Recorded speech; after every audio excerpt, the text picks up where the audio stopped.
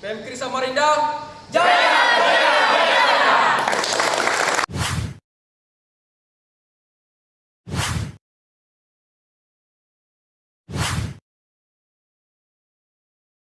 Baik, selamat pagi menjelang siang. Salam de Loyola 47. Ini adalah episode perdana podcast de Loyola 47. Saya Eki selaku pembawa acara podcast pada hari ini. Kali ini kita akan berbincang-bincang masalah tentang politik ini ya. Bagaimana sikap kita sebagai orang Kristiani dalam meneladani Yesus sebagai teladan gerakan, kepala gerakan juga, dan juga bagaimana kita melakukan politik yang sehat dalam iman Kristiani, perspektif iman Kristianinya seperti apa. Nah, kali ini saya tidak sendirian untuk membahas tentang bagaimana politik Kristen atau berpolitik yang meneladani Yesus. Di samping saya ada Ketua Cabang GMKI Samarinda, Abang Z Sule. Ya, selamat pagi Abang. Selamat pagi. Salam. Shalom. Ya.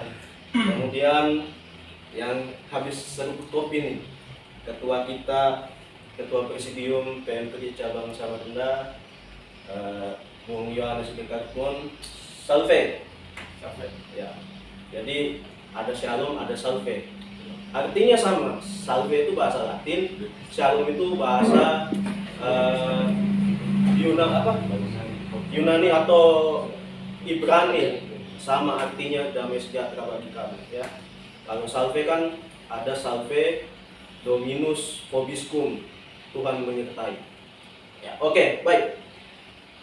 Mungkin langsung saja ya kita akan berbincang-bincang sedikit tentang politik dalam artian politik Kristiani itu seperti apa. Kali ini saya akan bertanya nih dengan ketua ganteng kita ini dari GMKI Samarinda. Mungkin saya ingin bertanya, kira-kira pandangan teman-teman Kristen Protestan dalam politik ini seperti apa? Karena di GMKI itu kan ada istilah Yesus sebagai kepala gerakan. Ya. Nah, jadi menurut teman-teman yang dari Kristen Protestan ini, bagaimana sih kita melakukan politik itu seperti apa? Mungkin bisa dijawab. Oke, siap. Terima kasih banyak kesempatannya. Pertama-tama shalom, salam sejahtera untuk kita semua. Terima kasih untuk kesempatan dan undangan yang boleh diperkenankan untuk hadir di tempat ini untuk mendiskusikan bagaimana sih pandangan politik Kristiani untuk meneladani Yesus Kristus. Terkhusus kita yang ada di Kota Samarinda maupun secara nasional, bahwa memang dalam sejarahnya bangsa Indonesia berdiri itu memang banyak sekali teladan-teladan yang bisa kita teladani, bahwa dari awal berdirinya bangsa Indonesia itu sudah ada memang umat Kristiani yang terlibat di dalamnya, mulai dari sebelum kemerdekaan bahkan sampai pasca merdeka itu sudah ada. Ya, kalau di GMKI sendiri itu ada founding father GMKI namanya Dr. Johannes Lemena. Itu dia mengatakan bahwa politik bukan alat kekuasaan, tapi politik adalah etika untuk melayani. Nah, ini jadi artinya apa? Politik bukan alat kekuasaan tapi etika untuk melayani. Artinya sebagai umat Kristiani atau yang melayani Yesus, politik kita itu harus politik yang melayani, bukan politik kekuasaan mementingkan kepentingan diri sendiri, tapi bagaimana kita melayani. Nah, dalam juga kaitannya dalam Filipi 2 ayat 5-9 itu ada di situ, di ayat 7 mengatakan bahwa mengambil rupa seorang hamba. Artinya kenapa kita melandasi dengan ini? Artinya seperti kita berbicara terkait ketika kita sebagai pemimpin, maka kita harus pemimpin yang melayani. Kita seperti hamba yang melayani. Nah, belum jadi artinya dan selanjutnya dikatakan juga menjadi sama dengan manusia. Nah, kenapa menjadi sama dengan manusia? Artinya Tuhan Yesus itu kan datang ke dunia ini dalam pandangan kita sebagai manusia bahwa dia adalah raja, seorang raja. Ya, artinya dia adalah seorang raja yang harus membebaskan bangsa Israel dari penjajahan atau perbudakan pada saat itu kan. Tapi dia datang bahkan lebih rendah daripada manusia gitu. Nah, dilihat misalnya kita ini manusia kan kadang-kadang masih ya lahir di rumah atau apa, tapi dia tidak, lahir di kandang domba dan dibaringkan dalam palungan ya, seperti kita tahu. Nah, maka dari itu kita harus teladani itu bahwa Tuhan Yesus saja datang ke dunia itu dia seperti merendahkan dirinya, memberikan dirinya itu tidak seperti seorang raja ratu yang harus diarak-arak, tempat mewah dan lain sebagainya. Itulah bagian teladan yang harus kita teladani, karena kita diajarkan untuk bagaimana melayani, bagaimana dalam pemimpin sederhana, bagaimana integritas itu harus dijaga gitu. Nah, seperti hal yang tadi yang saya bilang bahwa founding father GMKI Johannes Lemena ini banyak kesaksian-kesaksian yang menyatakan bahwa dia itu adalah seorang sederhana dan itu adalah orang yang paling jujur. Bahkan Soekarno itu bilang dia adalah pendetanya dia, gitu. Padahal bukan pendeta, dia seorang dokter. Nah, itulah mengapa sampai hari ini bagian di gerakan Kristen ataupun meneladani Johannes Lemena untuk bagaimana politik melayani itu ya. Itulah yang menjadi teladan kita dan dibuktikan bahwa Yesus adalah bagian dari teladan kita. Ya, mungkin itu saja dulu sampai di sini. Oke. Ya. Itu pandangan teman-teman Protestan ya, apa Kristen Protestan dalam sikap kita tentang politik. Sekarang ini suara dari teman-teman gereja Katolik. Ya, mungkin ketua bagaimana terkait dengan pandangan kita gereja Katolik dalam mengimani Yesus yang kita ketahui sebagai teladan gerakan, dan juga sikap politiknya waktu zaman dia dan zaman sekarang pun ini bagaimana? Ya, baik, terima kasih. Sebelumnya salam, selamat pagi menjelang siang ya, dimanapun teman-teman berada, baik di teman-teman GMKI seluruh cabang se-Indonesia dan kemudian teman-teman seluruh cabang se-Indonesia punya. Tentu sangat asik ketika memang hari ini kita coba berbicara terkait dengan berpolitik meneladani Yesus begitu. Tentu hal-hal semacam ini yang memang perlu kita bangun ya kan, jangan sampai sikap gereja hari ini seakan-akan menutup mata ya kan terkait dengan sosiopolitik sendiri gitu. Padahal sebenarnya bahwasanya kalau kita berbicara terkait dengan politik, sebenarnya itu merupakan suatu pelayanan ya kan, suatu pelayanan dan tujuannya itu untuk kemudian memberikan kesejahteraan kepada masyarakat yang memang saat ini ataupun sekarang ini yang lemah, dan kemudian masyarakat yang kemudian tertindas oleh berbagai persoalan-persoalan yang terjadi hari ini kan begitu. Namun sebelum kita berbicara ke sana, mungkin tadi dari teman-teman GMKI berbicara terkait dengan kesederhanaan Yesus ya kan, dalam pergerakan Yesus ya kan, hadirnya di dunia dengan membawa kesederhanaan gitu. Namun dari saya bahwasannya kalau kita berbicara terkait dengan politik sebenarnya ya kan, kalau secara umum, kalau Aristoteles menyebut bahwasanya politik itu merupakan untuk kepentingan bersama begitu, bukan untuk kepentingan seorang diri ataupun sekelompok orang begitu. Sama halnya berbicara terkait dengan bagaimana pergerakan Yesus sampai Yesus itu disalib begitu. Bahwasannya dia juga mementingkan kepentingan bersama gitu. Bukan hak semata untuk kemudian kepentingan pribadi dia gitu. Tapi dia betul-betul membela kepada kaum-kaum yang lemah begitu. Namun kembali lagi kita berbicara terkait dengan politik, ya kan?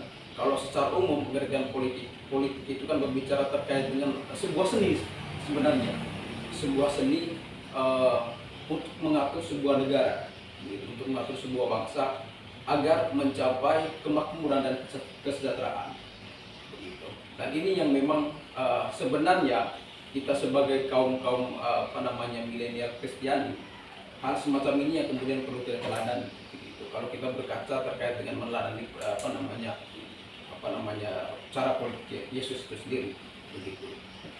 Kalau seandainya kita sebagai kaum milenial Kristiani ataupun Katolik maupun Kristen bahwasanya membuka hati, ya kan? Karena kita sadar betul Yesus itu kan kalau kita meneladani berpolitik meneladani Yesus, ya kan? Dia itu kan lebih mengedepankan cinta kasih, begitu. Itu yang kemudian memang dia perjuangkan, lebih khusus kepada kaum-kaum yang lemah, ya kan, kaum-kaum yang lemah dan kemudian kaum yang miskin gitu, untuk kemudian sama-sama kita memperjuangkan itu gitu.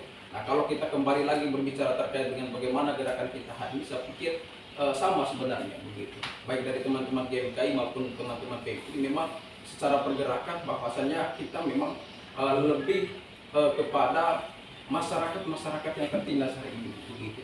Tentu kita sebagai perantara, ya kan, kita sebagai perantara untuk kemudian menyampaikan apa yang menjadi persoalan yang terjadi hari ini begitu. Bahwasannya kita tahu bersama begitu banyak masyarakat yang kemudian lemah dan kemudian begitu banyak masyarakat yang tertindas gara-gara berbagai kan, misalnya tentu kehadiran kita misalnya PKRI dan kemudian teman-teman GMKI, ya kan, harus hadir di sana begitu. Dan ini yang memang perlu kita teladani secara bersama begitu. Kembali lagi saya katakan bahwa kalau teman-teman GMKI berbicara terkait dengan Yesus sebagai kepala gerakan begitu. Kalau PMPRI punya berbicara terkait dengan teladan gerakan untuk kemudian apapun yang menjadi orientasi, apapun yang menjadi arah gerakan kita itu sebenarnya harus sesuai dengan kisah Yesus itu sendiri begitu. Bahwasanya kita harus membela segala macam persoalan-persoalan dan kemudian bagaimana masyarakat hari ini tertindas, ya kan, gara-gara berbagai kebijakan tadi. Tentu di situ kita hadir sebenarnya. Lalu yang berikut yang saya mau sampaikan bahwa kalau kita mendengar, ya kan, pesan Paus dalam memperingati anak muda Katolik, ya kan, dengan tema bahwasannya anak muda bangkitlah, ya kan, begitu. Ini kan pesan yang kemudian sebenarnya pesan moral untuk teman-teman Katolik, ya kan, untuk kemudian harus berpartisipasi dalam sosial politik itu sendiri begitu. Jangan sampai kita terlena begitu, karena bagaimanapun secara pergerakan kita hari ini memang itu didasarkan sebuah karena bagaimana seninya politik itu sendiri. Saya pikir seperti itu mungkin yang menjadi kata pengantar ya dari saya. Mungkin nanti kita coba akan membahas lebih detail lagi. Diskusinya ini lepas ya. Oke, ini santai aja ya.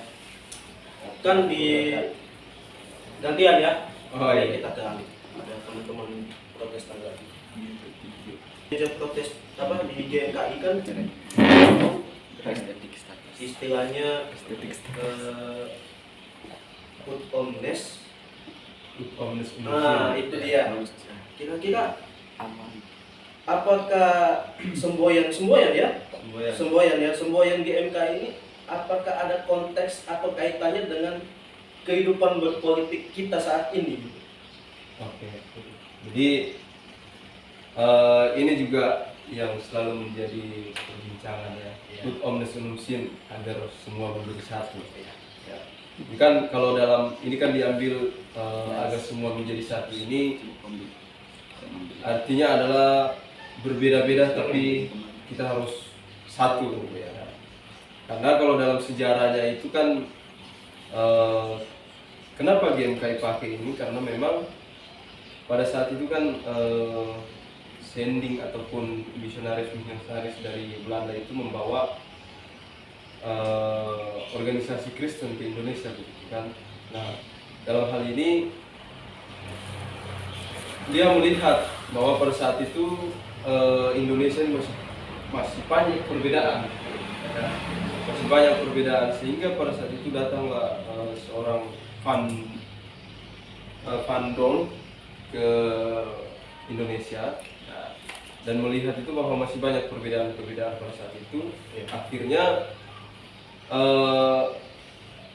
diambillah Omnes Unum Sin ini, karena memang ini adalah, kalau nggak salah ini saya juga kurang ingat ya, tapi semboyan ini adalah semboyan dari organisasi-organisasi Kristen sedunia gitu.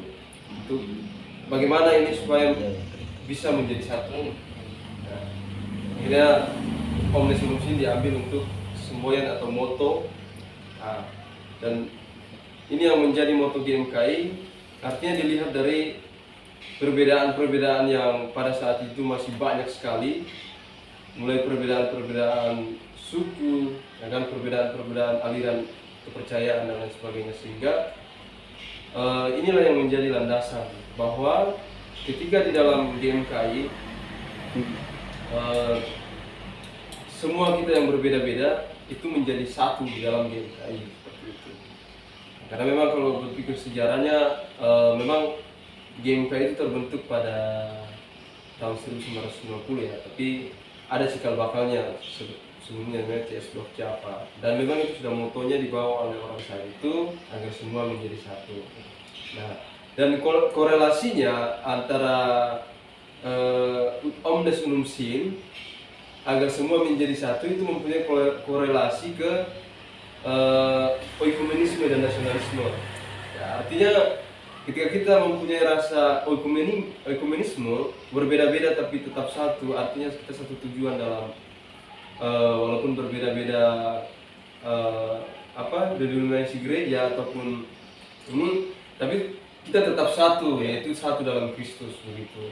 Nah, artinya tidak ada perbedaan di situ karena perbedaan ini aja denominasi gereja masing-masing. Nah, akhirnya korelasinya adalah ketika kita berbicara oikumenisme, berarti kita berbicara perbedaan kita antara yang percaya kepada Yesus itu kan.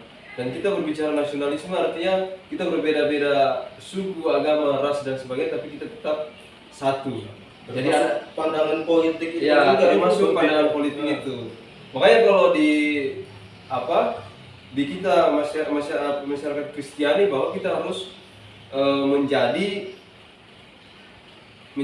dua keluarga negaraan, ya kan, sebagai warga kerajaan Yesus itu kan, Yesus Kristus, dan warga Indonesia, kayak gitu, dui keluarga negaraan. Nah, di GMKI juga begitu, mengenal namanya dui keluarga negaraan. Kalau di gereja Katolik mungkin kita ada dua ya, Vatikan dengan Indonesia. Karena kalau berbicara tentang kewarganegaraan, kita di gereja Katolik ya, kalau salah mohon maaf. Kalau di gereja Katolik itu kita ada dua warga negara, Vatikan, karena kita taat bukan taat sih, tapi kita pemimpin utamanya adalah Paus ya. Ya paling tidak kita ini mengakui Paus sebagai pimpinan gereja Katolik sedunia, dan juga kita Indonesia gitu. Berarti sama juga, berarti ini kepala pimpinannya langsung ke Yesus ini ya, langsung ke Yesus dia. Tapi semuanya itu sama. Kalau di gereja Katolik, Paus itu adalah wakilnya Kristus. Kalau di Protestan dia langsung ke Yesus. Oke, PM kedua lagi nih, korelasinya pro ecclesia et patria dengan politik. Ini bagaimana? Ya, sebenarnya kalau kita berbicara terkait dengan semboyan dengan pro ecclesia et patria, dalam arti bahwasannya berjuang bagi gereja dan tanah air. Tapi sebelum ke itu, sebelum saya arah ke sana, bahwasanya bahwa kita di PEM ini bukan organisasi politik. Ya. ini yang perlu di GKI juga bukan. GKI juga bukan begitu. Ingat ya, di garis bawahi, bukan di garis atas. Begitu. Kita adalah organisasi perjuangan untuk membela kaum yang lemah dan kemudian sama seperti pergerakan dari situ sendiri. Nah, kembali lagi kalau kita berbicara terkait dengan berbicara terkait dengan semboyan, bahwa PMK itu memiliki semboyan itu pro ecclesia et patria, yaitu berjuang demi gereja dan tanah air, begitu. Karena kita sadar betul bahwa berbicara terkait dengan situasi dan kondisi dunia hari ini, ya kan sangat tidak baik-baik saja, begitu. Kita sadar betul juga bahwasannya memburuknya, ya kan, kondisi sosial hari ini dengan berbagai persoalan yang fundamental. Misalnya berbicara terkait dengan terorisme, ya kan, berbicara terkait dengan rasisme, berbicara terkait dengan korupsi, dan kemudian bahkan juga berbicara terkait dengan hak asasi manusia itu sendiri. Begitu. Nah, dengan berbagai persoalan seperti itu, membuat ataupun terpanggil untuk kemudian kita harus merespon, begitu. Kita harus merespon terhadap berbagai persoalan yang terjadi hari ini, baik itu persoalan secara lingkup nasional maupun internasional, begitu. Nah, kembali lagi kalau kita berbicara terkait dengan semboyan tadi, bahwasanya kira hari ini bukan hanya untuk kemudian gereja semata, tapi kita berbicara terkait dengan lingkup secara menyeluruh, yaitu berbicara terkait dengan gereja dan tanah air, begitu. Nah, perlu saya terangkan juga bahwasanya PMKRI ini memang dia bergerak lebih kepada eksternal dari gereja itu sendiri, begitu. Dia bergerak di luar dari gereja, karena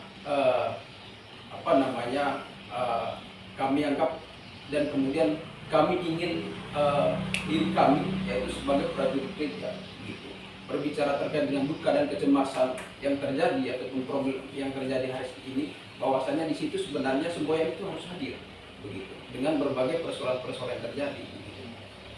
Nah, saya pikir kalau berbicara terkait dengan politik itu tadi, bahwasanya sebenarnya semua apapun yang menjadi menuju ke sana, pergerakan menuju ke sana, sebenarnya semuanya itu berdasarkan seni untuk kemudian mengatur itu, begitu. Karena dari awal disampaikan bahwasanya sebenarnya politik itu adalah sebuah seni, begitu, untuk kemudian mengatur sebuah negara untuk mencapai kesejahteraan ataupun kemakmuran daripada masyarakat itu sendiri, gitu. Dan kemudian hal-hal semacam itu yang kemudian kita lewati, gitu. Oleh karena itu kalau kita berbicara terkait dengan gereja hari ini, bahwasanya gereja sebenarnya telah memberikan mandat, ya kan, secara secara otoritas untuk kemudian kita sebagai kaum milenial Katolik ataupun kaum milenial Kristiani, untuk kemudian harus terjun ke dalam dunia politik, begitu. Karena itu tadi, berbicara terkait dengan politik ini sebenarnya merupakan sebuah pelayanan, begitu. Jangan sampai kita menutup mata, begitu. Karena bagaimanapun bahwa kalau kita mau mensejahterakan masyarakat, ya akan berbicara terkait dengan lebih kepada ataupun kita harus berada pada masyarakat tertindas, ya kan, kita harus masuk dalam situ, gitu. Kita harus masuk dalam lingkup ataupun dunia politik itu sendiri, gitu. Sehingga kemudian berbicara terkait dengan semboyan tadi memang ada keterkaitannya secara pergerakan, ya kan, secara implementasi dari perjuangan itu memang akan berkaitan dengan pergerakan politik. Tapi bukan berarti bahwasanya PMKRI hari ini ataupun GKI hari ini politik praktis, gitu ya. Oke. Ya, PMKRI dengan GMKI ini kalau di mata gereja masing-masing gereja itu kita ada gerakan di luar gereja. Tapi fokus utamanya, ya, kita berpihak kepada masyarakat umum. Kita membawa nilai-nilai spiritnya iman Kristiani tentunya kan, untuk memberikan rasa keadilan kepada sesama kita. Jadi kalau ada yang kan sering nih ada yang bertanya untuk apa sih ikut-ikutan GMKI itu? Nanti ujung-ujungnya mereka larinya ke politik juga loh. Itu bagaimana sih tanggapannya teman-teman ini? Mungkin Ketua Yohanes dulu ini terkait dengan bahasa kita ini di dalam dunia politik ini ya akan ikut juga ke politik. Kita mahasiswa yang ikut gerakan seperti ini, PMKI, GMKI, juga GMNI segala macam itu, nanti ada yang pikir kita ini larinya ke politik juga. Itu bagaimana tanggapannya? Sebenarnya gini, kalau secara penilaian saya bahwasannya kan memang ya kita akui secara bersama bahwasannya memang banyak juga orang yang menilai bahwasannya ketika kamu masuk di dalam sebuah organisasi kamu belajar terkait dengan politik. Iya. Memang tidak dipungkiri juga begitu. Bahkan ya kan kalau kita berbicara terkait dengan politik lagi-lagi bahwasannya kita untuk kemudian memenuhi kebutuhan sehari-hari saja pun tentu berbagai seni dan kemudian dan seni itu yang kemudian kita berangkat bagaimana untuk kemudian memenuhi kebutuhan itu. Dan kemudian memang ada keterlibatan terkait dengan politik di dalamnya. Nah kembali lagi kalau berbicara terkait dengan PEMPRI begitu, bahwa PEMPRI maupun nanti mungkin teman-teman GMK yang kemudian menerangkan bahwasanya PEMPRI hari ini bahwasanya bukan organisasi yang kemudian berbau politik begitu. Nah di dalam organisasi Katolik itu memang sebenarnya ada, ya kan, kita punya jenjang sebenarnya, ya kan, di dalam tataran Katolik itu ada yang namanya PEMPRI, habis itu pemuda Katolik. Saya berbicara dua itu saja begitu. Bahwasanya di dalam PEMPRI ya kan kita tidak masuk dalam politik praktis gitu. Tapi bagaimana di dalam PEMPRI itu memang belajar terkait dengan bagaimana itu politik dan kemudian bagaimana berbicara terkait dengan persoalan negara hari ini, ya kan tentu kita libat di sana begitu. Tapi misalnya ketika kita keluar dari PEMPRI, kita misalnya mau masuk di pemuda Katolik, ya kan boleh teman-teman untuk kemudian masuk politik praktis di sana karena di situ terbuka, ya kan, meskipun hari ini juga pemuda Katolik tidak punya naungan, ya kan, untuk kemudian apakah dia masuk dalam partai politik, tapi secara pergerakan dari pemuda Katolik itu sudah masuk berbicara terkait dengan politik praktis begitu. Tapi kalau PEMPRI sebenarnya kita masih tahap belajar begitu. Kita sebagai mahasiswa sebenarnya kalau mau belajar terkait dengan gereja dan kemudian persoalan negara hari ini, ayo kita belajar di PEMPRI begitu. Buatkan ruang ataupun rumah PEMPRI ini menjadi tempat wadah ataupun tempat belajar untuk teman-teman begitu. Baik itu belajar terkait dengan politik, ekonomi dan lain sebagainya begitu. Sebenarnya di PEMPRI kompleks kalau kita mau belajar begitu. Tidak hanya berbicara terkait dengan politik semata, tidak hanya berbicara terkait dengan bagaimana kita mau turun aksi, begitu. Bagaimana berbicara terkait dengan membela hak masyarakat tertinggal, enggak. Tapi semuanya belajar dari A sampai Z kita belajar, begitu. Tergantung orangnya, begitu. Kalau dia mau betul-betul misalnya orientasinya masuk organisasi maupun masuk PEMPRI itu betul-betul mau belajar, ya silakan, begitu. Karena apa? Karena ketika misalnya kita sudah selesai misalnya di dalam dunia akademik ataupun sudah selesai berPEMPRI misalnya, kita akan kembali ke masyarakat gitu. Nah di dalam lingkup masyarakat ini secara penilaian masyarakat itu komprehensif begitu. Tidak hanya menilai bahwasannya kamu dulu jurusan itu pada saat kuliah, enggak, tapi semua itu komprehensif begitu. Jadi mau nggak mau, ya kan, suka nggak suka, ketika misalnya masyarakat Suri ini, ya kan, meskipun itu bukan backgroundnya kita atau meskipun itu bukan jurusannya kita pada saat bangku kuliah, mau nggak mau, ya kan, kita harus terima begitu. Oleh karena itu tempat belajar untuk teman-teman sebenarnya itu di berbagai organisasi yang kemudian ada GMK. Inilah wadah yang kemudian memang betul-betul teman-teman akan ditempa dan kemudian belajar secara komprehensif begitu. Tidak hanya satu jurusan atau tidak hanya berbicara ataupun belajar terkait dengan dunia politik. Begitu sesungguhnya. Lalu gimana teman-teman GMK ini terkait dengan pertanyaan tadi itu? Karena kita mau masuk organisasi kan, karena ini kan organisasi kan kebutuhan kita. Terus pandangan orang-orang yang melihat kita nanti ujung-ujungnya kamu ikut politik juga kayak begini. Bagaimana kamu Ya. GMKI menanggapinya? Ya, jadi memang ini yang menjadi juga sering menjadi polemik ya di mahasiswa itu sendiri, terkhususnya di mahasiswa-mahasiswa Kristen yang mungkin melihat hanya dari kacamata semata gitu kan, Iya. dilihat dari luarnya aja. Ya. Maka memang tapi juga kita tidak bisa bilang bahwa tidak berpolitik ya kan.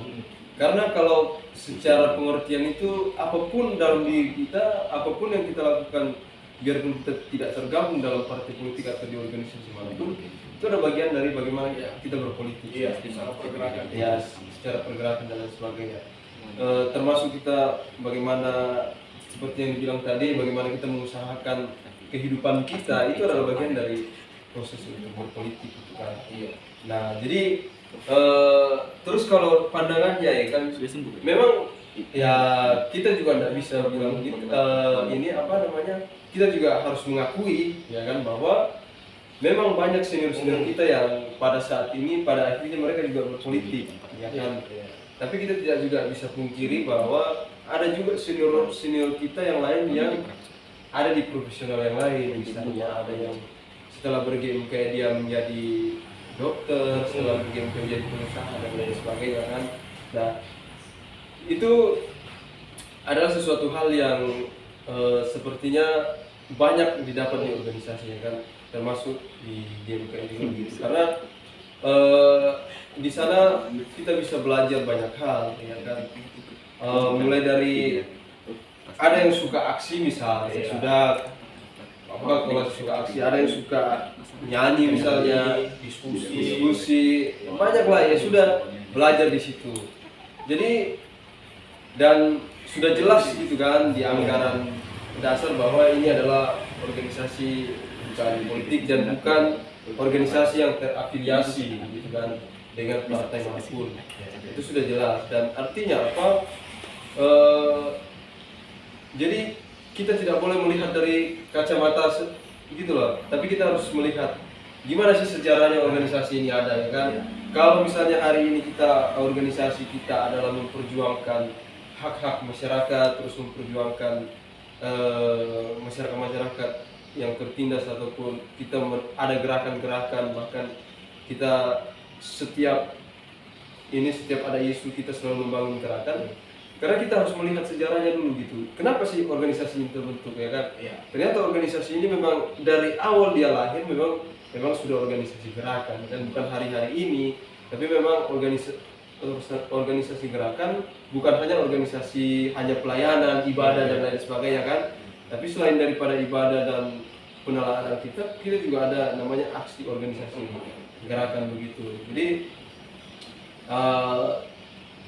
kalau ada yang bilang oh ujung-ujungnya nanti politik, ya itu agak keliru ya kan, karena tidak semua juga senior itu setelah ber-GMK atau ber-PMK itu kan semua masuk politik ya kan, enggak juga, ada juga yang lain ya kan. Kita bisa lihat ada contoh-contoh di sana, ada yang jadi pakar hukum, ada yang semuanya kan pengacara dan lain sebagainya. Nah, saya pikir itu sih untuk hal itu ya.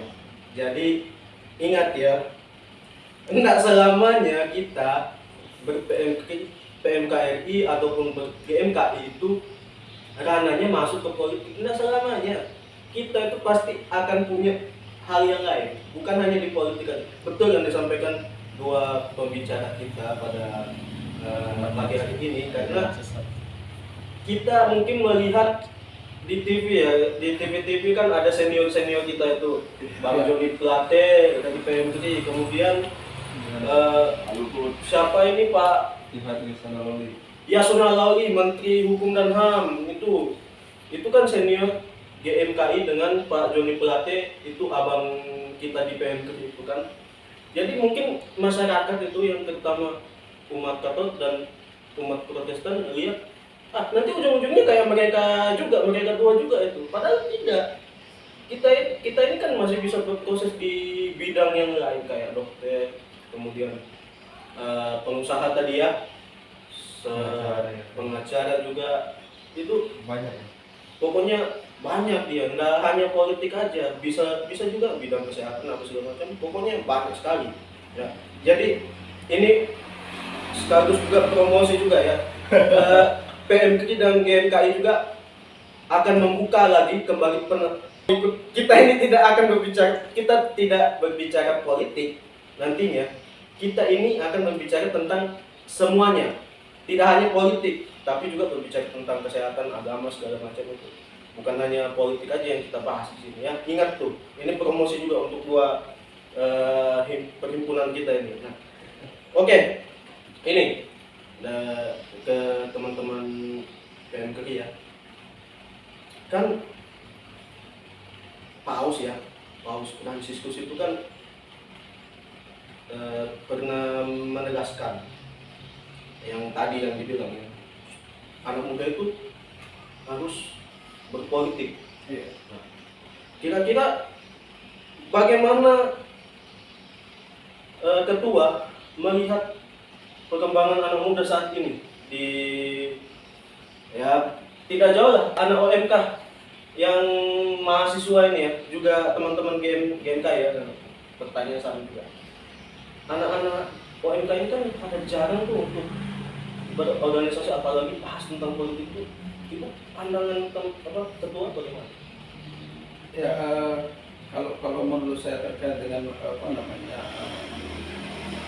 terkait dengan hal itu, ya seperti yang saya katakan tadi, sebenarnya Bapak Paus saja sudah memberikan pesan ya kan kepada anak muda, ya kan kepada kaula muda Katolik untuk kemudian harus berpartisipasi dalam sosial politik itu tadi. Karena hanya di Indonesia, seluruh dunia. Karena kita ketahui bersama, ya kan apalagi kalau kita berbicara hari ini bagaimana sikap gereja, ya kan seakan-akan menutup mata terkait dengan politik itu tadi, begitu. Ya kan, bayangkan kalau kita mau mengingat kembali, ya kan, ataupun kita membaca situasi hari ini, ya kan,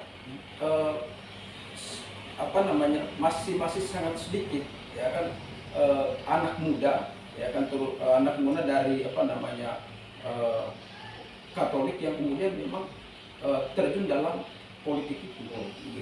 Karena itu tadi secara kesadaran mereka terkait dengan kehadiran politik itu, saya pikir itu masih minim, begitu.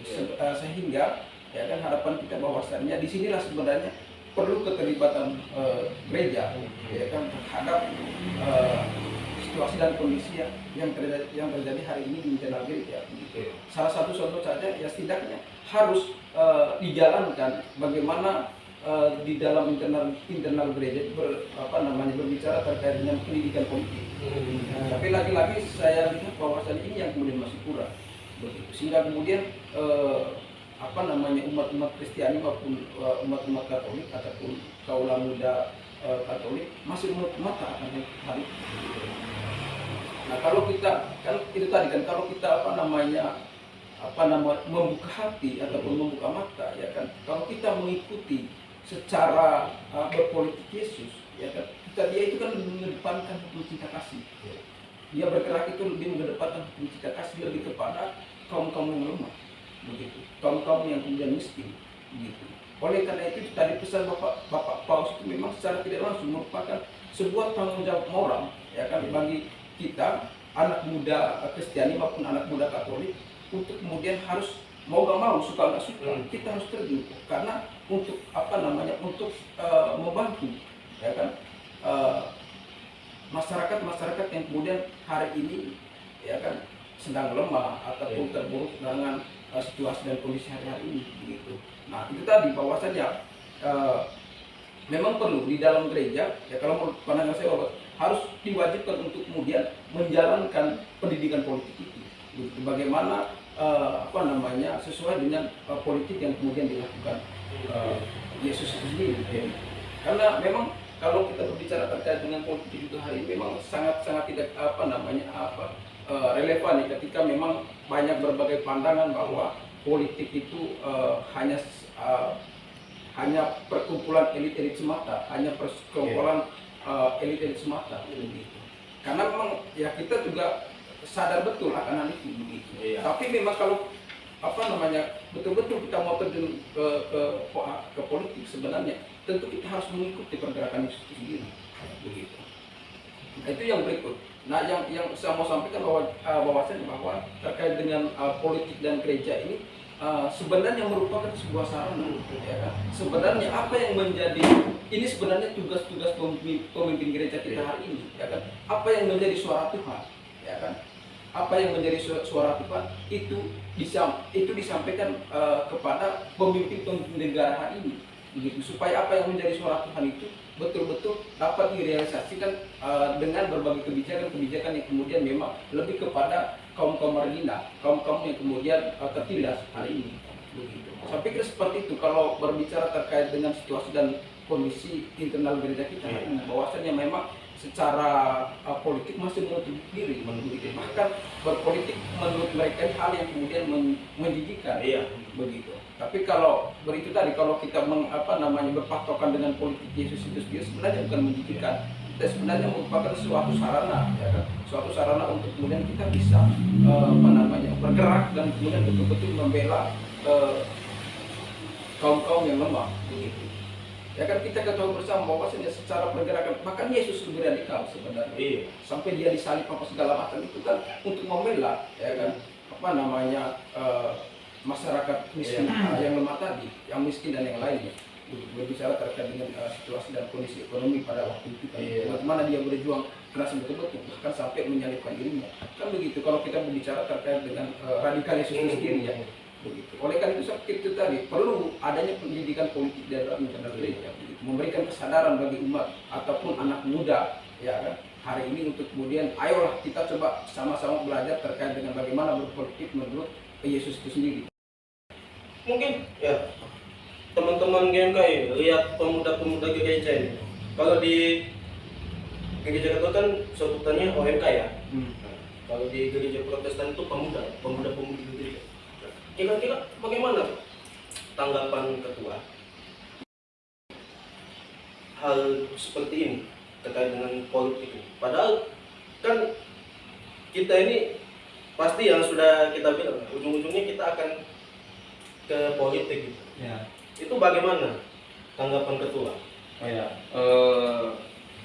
Memang kalau hari-hari ini kan kita lihat banyak memang yang tidak tertarik dengan politik, dan memang betul ada juga beberapa, saya tidak sebutkan namanya, beberapa gereja memang ya itu dia tidak, artinya tidak mau terlibat langsung dalam denominasi politik ya. Jadi kita bahkan mereka itu tadi merasa politik ini adalah hal yang penuh kecurangan, penuh ini, penuh itu kan. Jadi seolah-olah banyak juga yang tidak, artinya sudah benci dengan politik kan. Nah, dan pada akhirnya kan banyak pemuda yang tidak melek terhadap politik begitu ya.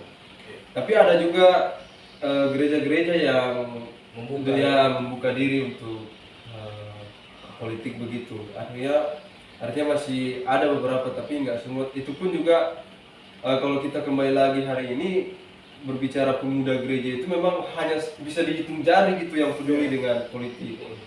Bahkan kalau sampai hari-hari ini ya paling yang kita aja yang bergerak di saya tidak mau klaim, tapi nyatanya begitu. Hanya ya sebagian orang, sebagian yang ikut di gerakan mahasiswa, sebagian yang sedikit lagi yang ikut di mungkin misalnya organisasi-organisasi kedaerahan. Karena kan kalau kita berbicara organisasi kedaerahan ini kadang-kadang juga berbicara politik. Nah, akhirnya itu ada muncul bibit-bibit dari situ aja, beberapa, 1-2 gitu kan. Nah, makanya saya sepakat gitu kalau gereja hari ini tuh harus ada pendidikan politik, ya kan? Pendidikan politik bagaimana meneladani Yesus supaya bisa menyuarakan suara-suara Tuhan, atau yang disebut saya suara-suara Kristus atau suara-suara kenabian begitu. Nah, sehingga bisa tersampaikan bagaimana sih keteladanan kita, ya kan, bagaimana tadi yang saya sampaikan sebagai pelayan, kesederhanaan, integritas. Ini kan teladan gitu yang disampaikan oleh Yesus, bagaimana perjuangannya untuk memimpin gitu. Nah, ini yang perlu kita teladani bersama, bahwa Yesus ini sudah memberikan contoh yang baik sebagai pemimpin, ya kan? Nah, seperti yang saya bilang tadi, bahwa dia datang itu dengan kesederhanaan, dan ya seperti itulah pendidikan politik kita harusnya hari-hari ini, supaya bagaimana perjuangan kita untuk bisa membela masyarakat-masyarakat, gerakan-gerakan kita untuk bisa membela masyarakat yang termarginalkan gitu kan. Nah, dan pemuda juga, ya kan, pemuda juga hari-hari ini harus sadar begitu kan, bahwa perubahan yang terjadi di negara kita ini itu awalnya memang dari pemuda gitu. Diawali dari pemuda yang membuat gerakan itu.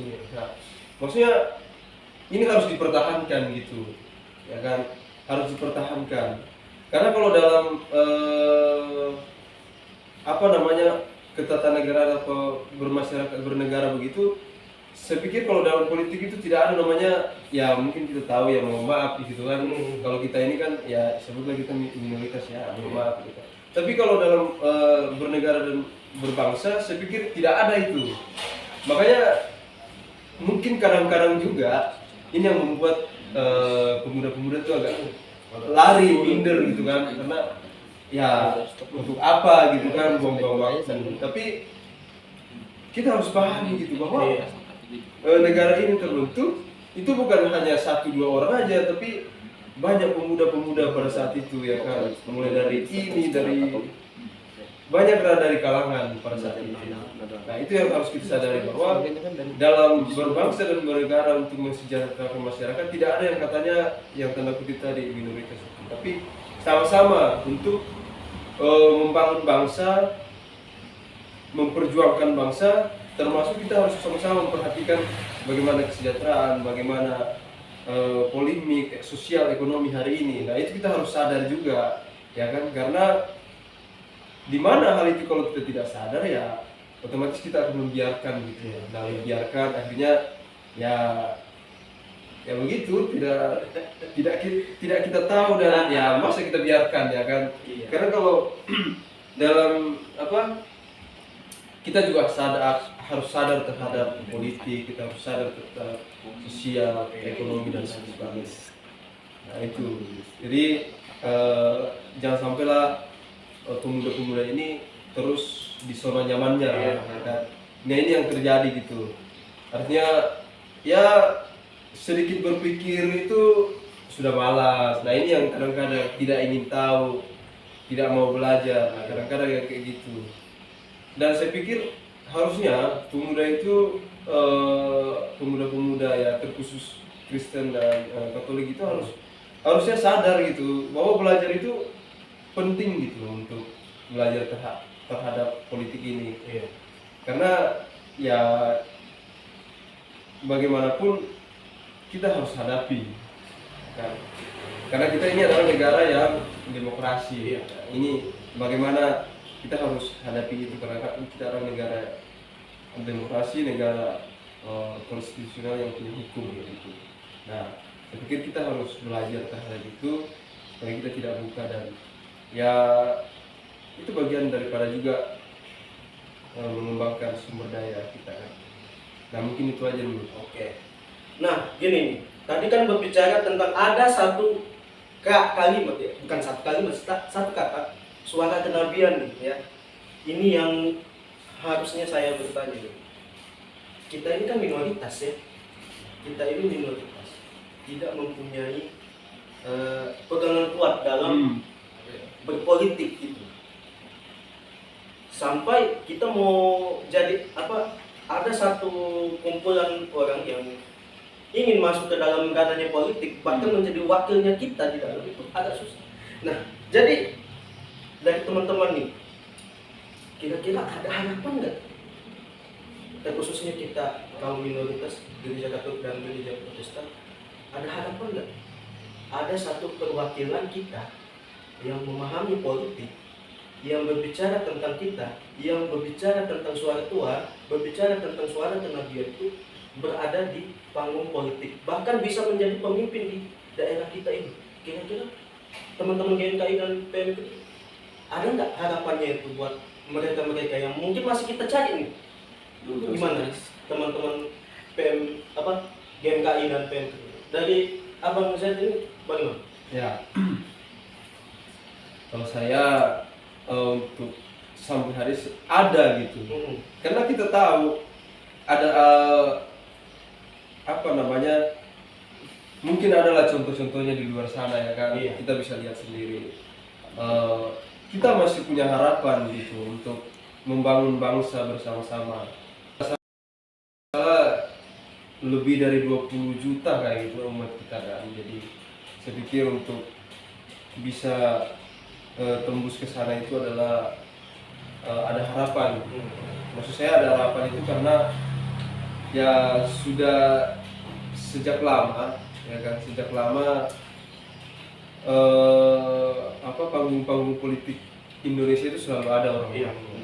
Saya pikir selalu ada harapan, tapi entah kenapa gitu kan, mungkin mereka-mereka lain inilah yang ya kadang-kadang kita nggak bisa pungkiri juga ya, mungkin dalam hal ini ada kelalaian atau bagaimana kan, sehingga kalau kita berbicara suara kenabian, suara kenabian yang seperti apa yang mereka kerjakan di sana. Nah itulah pentingnya tadi untuk bagaimana mengadakan pendidikan politik di dalam gereja itu, supaya ketika ada yang betul-betul ingin ke sana, itu sudah dia dibekali dengan pendidikan-pendidikan itu tadi, bahwa ini kau diutus untuk negara ini, jadi kau harus seperti ini, kau harus meneladani Yesus ya kan. Nah maka dari itu pentingnya gitu. Tapi kalau untuk saya berbicara harapan, memang ada banyak aja gitu politisi dari kita, tapi ya kita kurang tahu juga bagaimana harapan dan kinerja mereka di sana. Tapi ya adalah beberapa yang kita punya harapan. Intinya domba yang ada di dalam situ ada. Terus bagaimana teman-teman PMK ini? Ada harapan nggak? Kalau saya melihat memang kalau berbicara terkait dengan harapan, ya mudah-mudahan ada. Tapi memang di satu sisi untuk kemudian melakukan tugas penutusan Yesus ini, begitu. Ya kan? Untuk kemudian berbicara terkait dengan menyuara apa yang menjadi suara Tuhan, suara Yesus itu sangat sulit, karena memang begitu banyak ya kan, suara-suara kita, bahkan kola muda Katolik ketika memang terjadi di dunia politik, ada saja persoalan-persoalan yang terjadi. Kalau kita berbicara hari ini, berbicara terkait dengan kapitalisasi apa segala macam, begitu. Akan kalau kita misalnya tengok kembali ya kan, bagaimana kaum Farisi yang menyebut Yesus salibkan dia salibkan itu kan dikapitalisasi oleh pemuka agama Yahudi. Jadi kalau kita berkaitan dengan konteks sekarang, bahwa memang itu tadi tidak sulit untuk kemudian melakukan tugas perutusan Yesus itu sendiri, begitu. Bayangkan di dalam diri kita sebagai kaum muda, bahwa ada yang namanya agent of control, ya kan? Agen perubahan dan yang lain sebagainya, begitu. Nah ketika misalnya ini dikapitalisasi oleh sekelompok orang, saya pikir berbicara terkait dengan agen of control dan agen perubahan itu sulit untuk kemudian diwujudkan. Begitu. Oleh karena itu saya pikir bahwa ya mudah-mudahan ke depannya ada tokoh-tokoh Katolik yang betul-betul masuk dalam dunia politik, masuk dalam lingkup eksekutif maupun legislatif lah, ya kan, betul-betul mampu untuk kemudian menyuarakan apa yang menjadi pesan kenabian, apa yang menjadi pesan Yesus itu sendiri. Saya pikir seperti itu. Ya, jadi intinya politik itu semacam kayak panggilan lah. Panggilan untuk kita menyuarakan suara Tuhan. Kalau istilahnya di gereja itu Vox Populi Vox Dei, suara rakyat adalah suara Tuhan. Nah, jadi kita bisa saja itu meneladani Yesus dalam menjalankan kehidupan politik kita ya.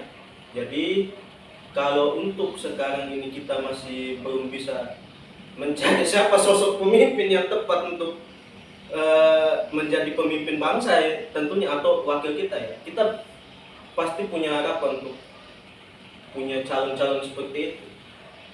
Yang penting kita belajar berusaha ya, itu pentingnya tadi kita di gereja, di denominasi gereja Protestan maupun di dalam gereja Katolik itu ya, ini harus penting ini kita belajar politik ya. Bukan hanya belajar politik saja, tapi belajar politik yang ada di luar sana. Mau politik itu sosial kapitalis apa segala macam itu ya. Nah, mungkin sebelum kita menutup perbincangan kita, karena kita tidak panjang lebar ini masalah waktu juga ya. Oh ya. Nah, mungkin ada harapan nggak buat politik Indonesia saat ini dari PMI bagaimana dan GMKI? Mungkin dari teman-teman jadi. Oh iya, Ya. Pan Ya, harapan saya untuk politik atau konstelasi perpolitikan di Indonesia, saya pikir kita harus terjun, maksudnya kalau kita terjun dalam politik itu kita harus menanamkan bahwa kita mempunyai moral yang kuat. Iya. Kita harus mempunyai moral yang kuat untuk supaya ketika kita ada di situ kita mempunyai beban, ya kan? Beban tanggung jawab, ya kan? Beban yang harus betul-betul kita laksanakan itu ya. Ya, itu untuk semua ya, untuk semua harapannya gitu. Karena kalau kita terjun di politik ini tapi kita tidak mempunyai beban moral yang kuat, pada akhirnya kan kita ya bahasanya kan lehai-lehai aja. Ya, jadi tidak kita betul-betul memaknai kehadirannya di sana, kehadirannya kayak gitu. Dan harapannya juga ya untuk perpolitikan hari ini, jangan sampai kita hanya mengejar kekuasaan semata dan mengejar namanya kekuasaan, ya kan, mengejar kekuasaan semata tapi tidak melihat kepentingan masyarakat, maksudnya dan kepentingan pribadi sendiri gitu loh, tapi tidak mementingkan kepentingan rakyat, ya kan. Nah, itulah juga yang menjadi kekritisan kita terhadap perpolitikan hari ini tuh ya, dimana ongkos-ongkos politik hari ini tuh ya sangat mahal, bahasanya gitu, sangat mahal. Dan pada akhirnya ketika mereka sudah duduk di sana ataupun jadi, akhirnya mereka berpikir bagaimana untuk mengembalikan gitu. Nah, itu yang terjadi hari-hari ini. Makanya juga tadi penting untuk bagaimana pendidikan politik di internal kita, di kita sendiri gitu kan, di gereja itu, supaya itu bisa terjadi. Akhirnya pada akhirnya kan ketika kita umat ya yang Kristiani ataupun Katolik itu, kita bisa, oh ini loh calon kita. Iya. Akhirnya ongkos-ongkos itu kan tidak terlalu tapi bukan juga membeda-bedakan gitu. Tapi ya sudah, siapa yang mau calon ya yang penting mau betul-betul ini kan kita tetap dukung lah ya kan. Nah itu, tapi itu yang penting gitu. Bagaimana harapan kita, ibarat kata ya, bagaimana pemimpin-pemimpin dari kita itu betul-betul memperjuangkan gitu. Nah, apa lagi tadi harapan ya? Harapan. Ya, dan juga harapanku terhadap ya politik Indonesia dan politik pemuda-pemuda yang ingin berpolitik, terkhususnya dari umat Kristiani begitu ya, harus betul-betul tadi harus mempunyai beban moral, harus mempunyai beban tanggung jawab, dan belum lagi kita yang harus menjadi garam dan terang lah, dan begitu. Nah, kehadiran kita itu bagaimana dirasakan oleh orang. Itu kan bagian daripada menjadi garam dan terang. Jadi jangan sampai sudah duduk di sana malah lupa gitu kan. Akhirnya juga muncul namanya di berita-berita. Ya kan? Tiba-tiba namanya, oh kena sandung. Iya kayak gitu-gitu. Nah itu kan sudah tidak menjadi garam dan terang gitu untuk bangsa, bahkan untuk ke gerejanya. Jadi belimbing dan Ya itu kecap asin. akhirnya ya sudah, itu membuat malah jelek gitu kan. Nah harapannya buat pemuda-pemuda yang hari ini mungkin di sini dan yang akan datang dan teman-teman di luar sana ya harus menjadi garam dan terang di perpolitikan gitu kan. Saya betul-betul berjalan dengan baik sesuai rule-nya, sesuai ranah dan kapasitas dan sesuai apa yang menjadi tanggung jawabnya gitu. Ya mungkin itu saya, sekian. Terima kasih banyak. Silakan. Ya, kalau dari saya melihat terkait dengan fenomena dan bagaimana kita lihat, jangankan untuk kemudian pemilihan umum, ya kan, kita ambil contoh saja misalnya di daerah kita masing-masing gitu ya, pada saat pemilihan kepala desa itu sangat memburuk terkait dengan bagaimana masyarakat hari ini kan secara kesadaran mereka berpolitik mengacu pada bagaimana perpecahan keluarga itu sendiri, ya begitu. Nah, jangan sampai kan ini selalu terjadi begitu kan, karena sangat disayangkan ketika misalnya masyarakat ataupun umat Katolik hari ini kurang kesadaran ataupun pemahaman bagaimana politik itu sesungguhnya, tapi malah untuk kemudian perpecahan di tengah-tengah kita, dan kemudian menghilangkan keharmonisan di dalam lingkup bernegara kita begitu. Dan ini kemudian jangan sampai, sehingga kemudian harapan terbesar kita bahwa tentu berbicara terkait dengan sosialisasi terkait dengan bagaimana itu politik itu sebenarnya supaya menghilangkan apa yang kemudian ada di dalam benak masyarakat tentang politik yang kemudian memburuk tadi, supaya jangan sampai terus berlarut di tengah-tengah mereka. Jadi sudah kemudian perlu hadirnya berbicara terkait dengan sosialisasi politik di tengah-tengah masyarakat gitu. Dan kemudian saya mengharapkan juga bahwa ayolah kita mengikuti bagaimana politik menurut Yesus itu sendiri, bagaimana kita bangkit bersama beliau, bagaimana kita bangkit bersama Yesus untuk kemudian berbicara terkait dengan situasi dan kondisi sosial hari ini, berbicara terkait dengan kelaparan dan kemiskinan. Dan kemudian saya juga mengharapkan kepada kaum milenial Kristiani untuk kemudian tetap berkomitmen, ya kan, untuk kemudian tetap berpegang teguh dalam membela yang namanya kebenaran, begitu. Karena jangan sampai bahwasannya kita hanya mengetahui seperti apa yang disampaikan ketua GMKI tadi, kita hanya mengetahui datang ke gereja hanya untuk kemudian menduduki kursi-kursi gereja, kan, dan tapi kita mengabaikan dan apa yang kemudian menjadi tugas dan tanggung jawab kita sebenarnya untuk kemudian membela masyarakat kita. Karena ini sebenarnya tugas yang sangat mulia, begitu. Tapi tugas yang sangat mulia ini memang di satu sisi sangat sulit untuk kemudian dijalankan ketika memang masih ada kepentingan pribadi, ya kan? Masih ada yang namanya merebut kekuasaan dan sebagainya. Karena kita ketahui bersama bahwasanya langit-langit kalau kita berbicara terkait dengan kondisi politik hari ini, ya kan, masih ada yang menggunakan politik identitas dan kemudian money politik dan yang lain sebagainya. Ini kan sebenarnya memburuk kalau kita berbicara terkait dengan politik hari ini.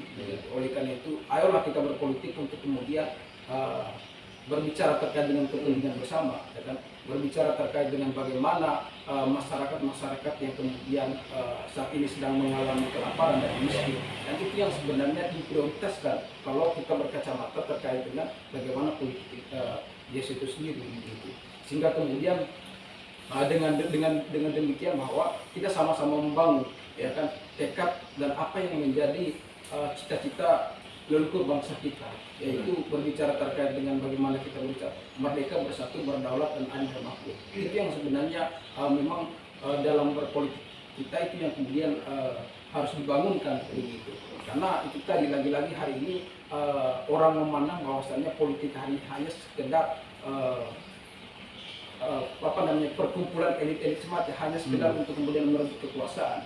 Begitu. Dan kemudian mudah-mudahan dengan kehadiran teman-teman kaum milenial Kristiani hari ini yang kemudian memang sadar betul akan situasi dan kondisi hari ini, dan kemudian sadar betul akan apa yang menjadi sesungguhnya politik ini, sehingga kemudian memberikan kesadaran bagi apa namanya umat-umat Kristiani supaya berpolitik yang kemudian meneladani Yesus itu sendiri, yang dimana tadi lebih mengedepankan hukum cita kasih dan kemudian berbicara terkait dengan terlibat dalam kaum-kaum yang lemah. Saya pikir seperti itu. Oke. Satu kalimat untuk politik Indonesia, Ketua GMKI. Jadi teladan untuk semua. Ketua BMKI. Politik itu sendiri. Oke, baik. Itu tadi adalah sedikit pembahasan, bukan sedikit pembahasan, tetapi ya pembahasan kita tentang politik Indonesia dan bagaimana kita berpolitik meneladani Yesus. Nah, jadi ada satu penegasan lagi dari Gaudium et Spes, ya, sebuah dekrit kepausan di dalam gereja Katolik, ya, bahwa segenap umat Katolik menyadari panggilan yang khas dalam negara, yaitu kewajiban untuk mengabdikan diri kepada kesejahteraan umum. Sebab hanya dengan cara seperti inilah umat Katolik dan mungkin umat Kristiani yang ada di seluruh dunia, dalam hal ini kaum milenial, dapat menunjukkan tindakan cinta kasih yang nyata dan menguntungkan bagi masyarakat. Jadi harapannya teman-teman orang muda yang ada di luar sana yang mau belajar tentang politik, ayo kita sama-sama di sini. Kita akan belajar bagaimana caranya kita meneladani Yesus dalam sikap politisnya, dalam sikap perjuangannya untuk membela hak-hak masyarakat. Yesus disalibkan adalah bentuk politik, dan Yesus juga datang ke dunia dalam kelahirannya di perayaan Natal juga itu adalah bentuk politik. Kenapa dia datang? Karena dia ingin membawa perubahan. Sama pemimpin-pemimpin kita saat ini datang untuk membawa perubahan. Tapi ketika mereka sudah membawa perubahan, akhirnya dicemooh dan ya seperti yang saat ini terjadi. Ada yang berbicara tentang ijazah palsunya, kan? Begitu. Nah, ada saya ya saya terus tegang aja sih bicara tentang ijazah palsunya. Kita nggak tahu kan? Ada satu ayat Alkitab yang saya kutip dari Ibrani 13 ayat 17. Taatilah pemimpin-pemimpinmu dan tunduklah kepada mereka, sebab mereka berjaga-jaga atas jiwamu, sebagai orang-orang yang harus bertanggung jawab atasnya. Dan dengan jalan itu, mereka akan melakukan dengan gembira, bukan dengan kesah, sebab hal itu tidak akan membawa keuntungan bagimu. Jadi itu adalah penegasan dari surat kepada orang Ibrani tentang politik, ya. Baik, ini adalah akhir dari pembahasan kita mengenai politik di episode pertama podcast de Loyola 47. Jadi kalau ada yang mau subscribe, silakan subscribe di bawah ini, ya, di bawah ini. Kemudian di like, share, komen juga silakan. Ini semua demi kemajuan kita di PNKRI, baik di PNKRI Samarinda maupun di PNKRI Indonesia, GMKI juga, GMKI Samarinda juga. Jadi ada satu kalimat yang saya gabung-gabungkan, ya, ut omnes unum sin pro ecclesia et patria, supaya kita menjadi satu untuk berjuang bagi gereja dan tanah air. Sampai jumpa lagi di podcast selanjutnya. Ini dia. Dadah. Dadah dulu. Dadah.